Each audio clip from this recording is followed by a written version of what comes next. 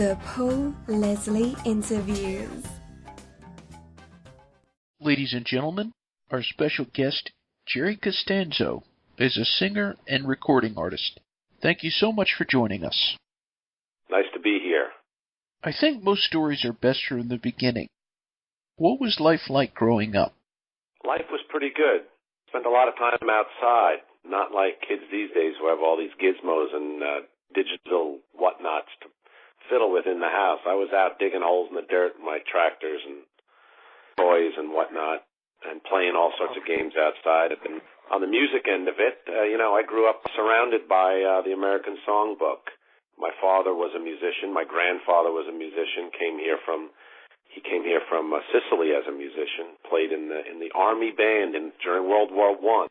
Growing up, I was surrounded by my father loved big bands, and that was his thing. My mother and he loved to dance. He was a sax player. So, playing around the house constantly were the big band leaders, the Glenn Millers, the Count Basies, Duke Ellington, Stan Kenton. Benny Goodman was one of my father's favorites. He was a clarinet player, so we heard a lot of clarinet around the house and a lot of those recordings. And I tell people that, the American Songbook kind of like entered into me through osmosis. I see. Yeah. What about singers? Absolutely. I mean, I don't think a Sunday didn't go by where there was some sort of like Sunday with Sinatra going on, and there was always, back in the 60s and 70s when I was growing up, every day on any major radio station you would hear the standards. You'd hear Sinatra, you'd hear Nat King Cole, you'd hear Jerry Vale, Mel Torme, and I learned lyrics. My brothers and I would be driving in the car listening to AM radio and with my parents, and we'd be singing along, I Got You Under My Skin, Orange-Colored Sky, or whatever happened to be playing. So Nat King Cole became one of my big favorites. Sinatra was a big influence on me, but we listened to them all. My mother loved Jerry Vale and Perry Como, so we had tons of those records around the house. Would it be possible for you to pick a singer that has influenced you the most? I would have to say, early on, when I started getting into singing professionally, and I'd have to say Sinatra. That's what we heard the most. He was most prevalent out there on the scene. Being Italian Americans, Sinatra was playing a lot around our house, and he was a big influence on me. Plus the vast library of recordings that he did. I mean, I don't think anyone recorded more standards than Sinatra. Without trying, it would have to be Sinatra. But as I became a professional singer, I discovered, other singers that continued to have a big influence on me. And I'm a big listener of Nat King Cole. These days, Johnny Hartman, Billy Eckstine. I really sunk my teeth into it. But it all started with Sinatra, I'd have to say. Tell us about studying acting. I didn't know, as an adolescent, I didn't know what I wanted to do, but I used to picture myself performing, and, I never had anybody push me toward that, but, I just had this aching to perform, to be on stage, and I was very shy and insecure as a teenager, and I decided one day that I was going to try to get over my self-consciousness and my shyness, and I was going to take some acting classes. So I didn't go to college for acting, but I studied at some of the acting studios in Manhattan, namely the Herbert Berghoff studio. And like they say, I really caught the bug. I had done a whole bunch of community theater shows and had really gotten into it. But life intervened. I was young and got married, had to raise a family. My son was born, and so I kind of put a lot of my artistic passions aside for probably a little over 10 years. So, but I did get a fill of that, and then I rediscovered my passion to be on stage with my music and with the singing, which turned out to be much more rewarding for me. I mean, that really, I really wrapped my whole life around what I'm doing now. I prefer being a singer and a performer and an entertainer than I did acting. That describes it good enough for you. Yeah, and I also thought it was interesting. One of the ways you supported yourself, you worked with Al Pacino. That's right. I knew you were going to ask that. I had mentioned Herbert Berghoff's studio, that apparently Al Pacino had studied there early on. I was living in Queens, New York, sharing an apartment with a buddy of mine, and going to these acting courses pretty regularly, and decided, I need a job. I had grown up on Long Island, which is about 50 miles away from Manhattan, but I moved in closer to Manhattan to be closer to the acting school, and decided I was going to get a job in Manhattan to support myself. And there used to be a bulletin board in the lobby of the acting studio, the Herbert Burgos studio, and, people would post things on it. It's not like today where you got the internet and Craigslist and all that sort of thing. I mean, people posted things, you used the newspaper, but there was a help wanted with the little tear-offs on the bottom and a phone number. All it said was driver wanted. I said, all right, let's see what this is all about. I called the number. One thing led to another. I met a guy. The guy told me, you're going to be working for, I want you to know, if you get this job, you're going to be working for a celebrity. Do you have a problem with that? I said no, but I still didn't know who I was working for. He didn't divulge that information yet. But as soon as I heard that, I got on the subway, went all the way back downtown, because the interview was uptown, and I went back to that bulletin board, and I tore that paper off the wall and threw it in the garbage. To make a long story short, I ended up getting the job. This gentleman, Jim, who was Al's office manager, told me, he goes, gee, Jerry, I'm surprised only you and another guy applied for this, and we like you, so I think we're going to hire you. And you're going to be working for Al Pacino. Little did they know that I had kind of put the odds in my favor by tearing that help wanted off the wall down in the studio. But I spent a year and a half working for him. I rubbed elbows with a lot of people. I met Robert De Niro, Christopher Walken, David Mamet, who's the famous playwright. Now the names are all eluding me, but I met Francis Coppola. This was the early 80s, so a lot of these guys were still in their prime. But I was young. I guess I was in my early 20s. I always tell people, had I known now what then I probably would have been able to get my foot in more doors. I guess I might have been a little immature and unsophisticated at the time. That's kind of the long and the short of that story. Tell us about meeting Andy Farber. Andy Farber. Well, I first met Andy Farber in 1981. He was 12 years old, maybe 13. I was 20. And I had taken this course at a college near me on Long Island called Stony Brook University. I'd taken this jazz improvisation course with Arnie Lawrence and Bud Johnson, a guy by the name of, I forget the piano player's name, but they were running this jazz improvisation course. And I was also a saxophone player, so I wanted to sink my teeth more into jazz improvisation and play the saxophone like Dexter Gordon. But I get to this, another long story short, I get to this improv course, and there's this kid there who could play the saxophone like Charlie Parker, and I'm like, what am I wasting my time for? Listen to how this kid can play. I'll never be able to do that. So that was my first meeting with Andy Farber. But then, when I started getting back into music, say, 10 years later or more, now he's, let's say, maybe 20 years later, maybe he's in his mid-30s, or 30. I'm 40, because he's 10 years younger than me, exactly 10 years younger than me.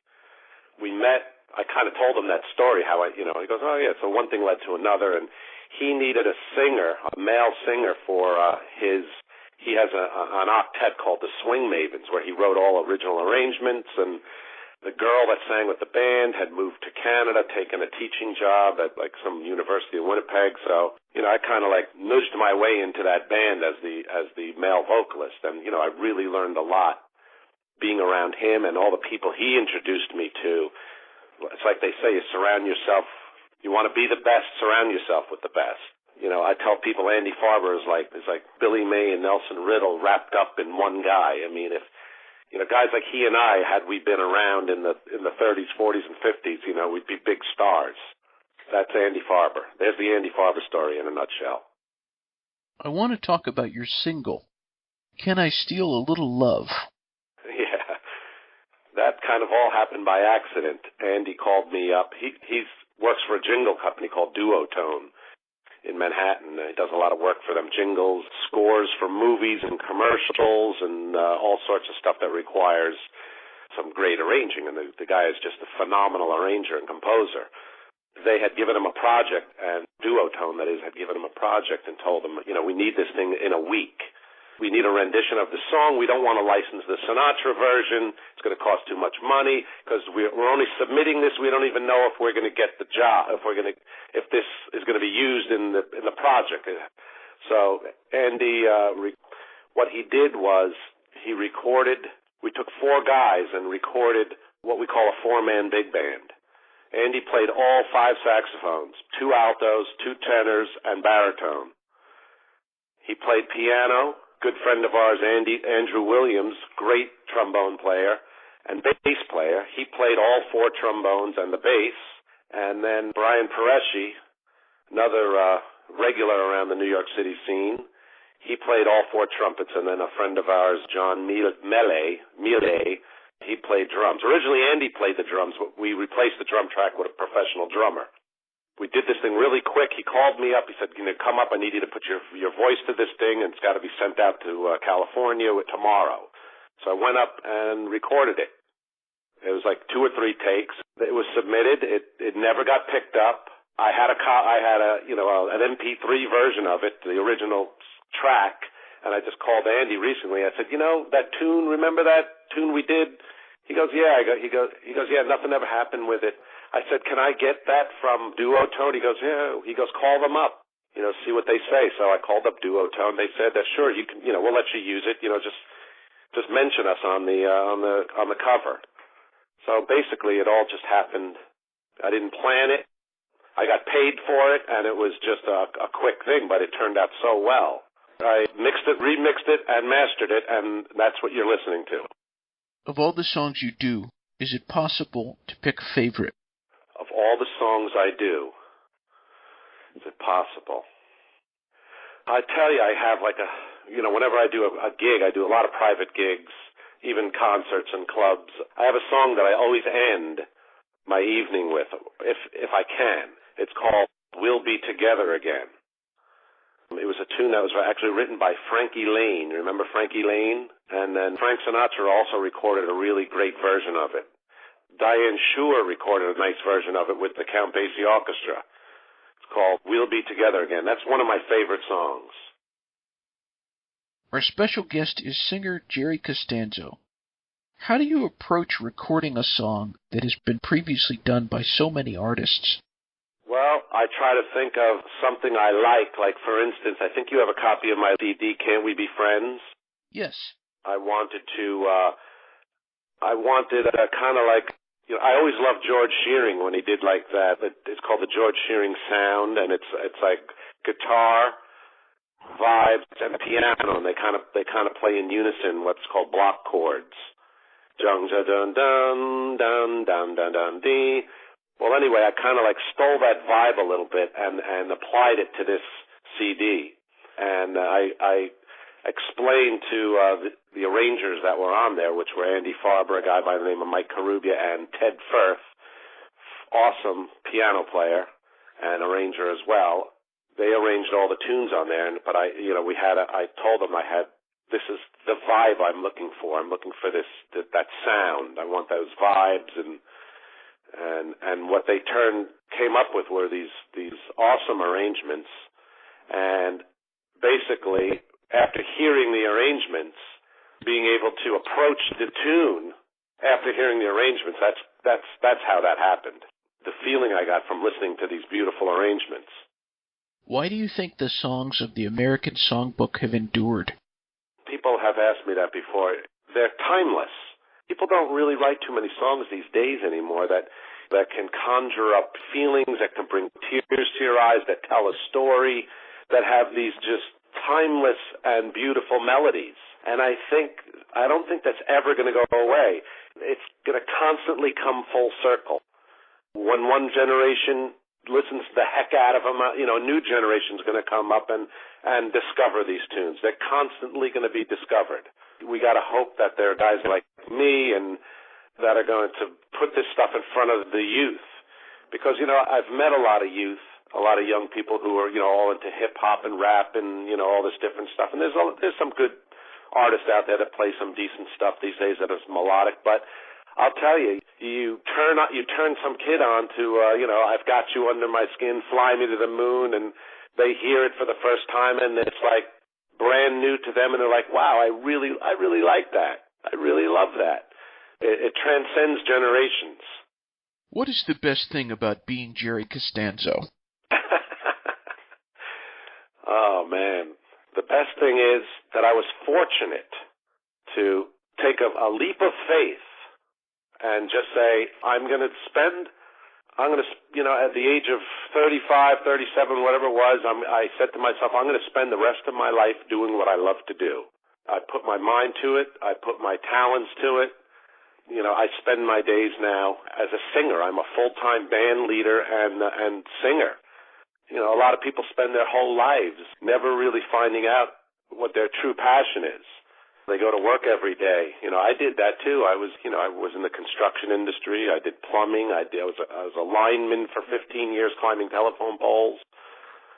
It was just a job. I was never passionate about it. So that's the beauty of being me, is being able to do what I love to do. When I get depressed or I get sad, I go, wait a minute. What reason do I have to be depressed or sad? I'm following my dreams. What would you say to anyone listening to this interview?